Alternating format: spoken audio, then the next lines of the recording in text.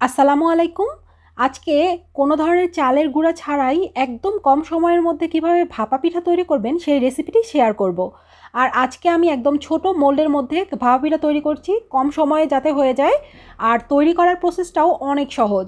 আজকে আপনাদের সাথে এই পিঠার রেসিপিটাই শেয়ার করব। আশা করছি আপনারা এই শীতে এইরকম সুজি দিয়ে ভাপা পিঠা তৈরি করে খেতে পারবেন। এটা দেখতে যেমন সুন্দর, খেতেও কিন্তু অনেক বেশি মজার।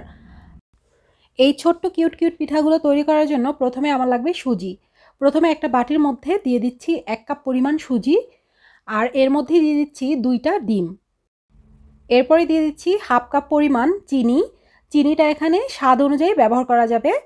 এরপরে দিয়ে দিচ্ছি লবণ স্বাদ মতো। এখানে আমি সামান্য পরিমাণে লবণ দিয়েছি। মিষ্টি যে কোনো পিঠার মধ্যে সামান্য লবণ দিলে কিন্তু অনেক বেশি ভালো লাগে। এরপরে মিশিয়ে নিচ্ছি। এবারে এই মিশ্রণের মধ্যে দিয়ে দিতে হবে দুধ।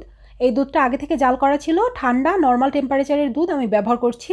এখানে আমি 1 কাপ পরিমাণ দুধ নিয়েছি, অল্প অল্প করে মিশাবো আর একটা ব্যাটার তৈরি করে নিব। ব্যাটারটা যাতে খুব বেশি পাতলা না হয় সেই দিকে খেয়াল রাখতে হবে। অল্প অল্প করে আমি এখানে প্রায় 1/2 কাপের থেকে একটু বেশি দুধ দিয়ে নিয়েছি। এরপরে খুব ভালোভাবে মিশিয়ে নিয়েছি। মেশানো হয়ে গেছে। এই পর্যায়ে এই ব্যাটারটাকে একটু সময়ের জন্য রেস্টে রেখে দিব। 10 মিনিটের মতো একটা সাইডে ঢাকনা দিয়ে ঢেকে রেখে দিয়েছিলাম। 10 মিনিট পরে সুজিটা কিন্তু অনেক বেশি নরম হয়ে যাবে আর চিনিটাও খুব ভালোভাবে গলে যাবে। এই পর্যায়ে এখানে প্রায় 3 টেবিল চামচের মতো দিয়ে দিয়েছি নারিকেল কোরানো। নারিকেলটা এই পিঠার মধ্যে দিলে অনেক বেশি খেতে ভালো লাগে। তো এরপরে আমি আবারও নারিকেলটাকে খুব ভালোভাবে মিশিয়ে নিচ্ছি।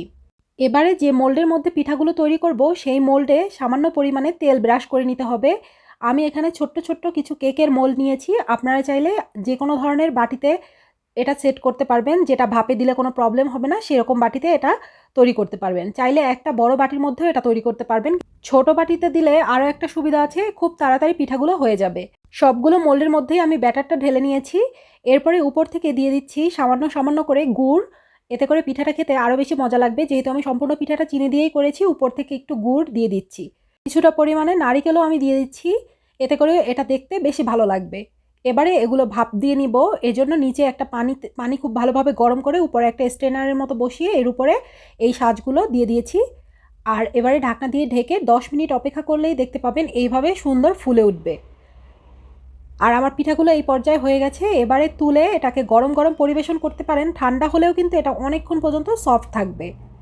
সুজি দিয়ে এই পিঠাগুলো তৈরি করা কিন্তু অনেক সহজ। আর যখন এভাবে মোল থেকে আলাদা করবেন, সামান্য তেল ব্রাশ করার কারণে এটা কিন্তু এমনিতেই মোল থেকে আলাদা হয়ে যাবে। আর দেখতে পাচ্ছেন পিঠাগুলো দেখতে কতটা সুন্দর হয়েছে। আশা করছি এই রেসিপিটি আপনাদের কাছে ভালো লেগেছে। আজ এ পর্যন্তই। আল্লাহ আপনাদের সবাইকে ভালো রাখুক। আমার জন্য দোয়া করবেন। আল্লাহ হাফেজ।